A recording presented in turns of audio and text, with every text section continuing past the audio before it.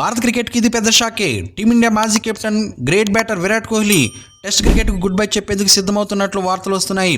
ఇప్పటికే బీసీసీఐకి తన నిర్ణయాన్ని కూడా తెలియజేశాడట.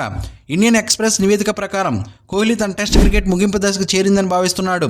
Rohit Sharma test format goodbye చెప్పిన కొన్ని రోజుల్లోనే కోహ్లీ కూడా రిటైర్మెంట్ దిశగా అడుగులు వేస్తుండడం గమనార్హం. ఇప్పటికే బీసీసీఐ ఆయనకు మరోసారి ఆలోచించమని చెప్పిందట. ఎందుకంటే ఇండియా త్వరలోనే ఇంగ్లాండ్ టూర్కి వెళ్లబోతుంది.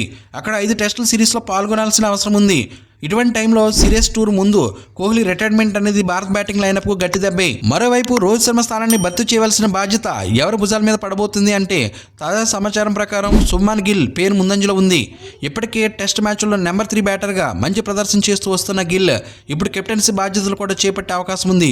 పుజారాను పక్కన పెట్టిన తర్వాత గిల్ కీలకంగా మారాడన్న సంగతి మరవకూడదు. Virat Kohli test cricket goodbye చెబితే అది ఒక యుగం ముగిసినట్లే. భారత్కు అనేక విజయాలు అందించిన ఈ లెజెండరీ ప్లేయర్ నిర్ణయం తీసుకున్నాడంటే అది చాలా ఆలోచించి తీసుకున్న నిర్ణయం అయి ఉండొచ్చు. మరి బీసీసీఐ ఒప్పిస్తుందా లేక కోహ్లీ తుది నిర్ణయం తీసుకుంటాడా? వేచి చూద్దాం.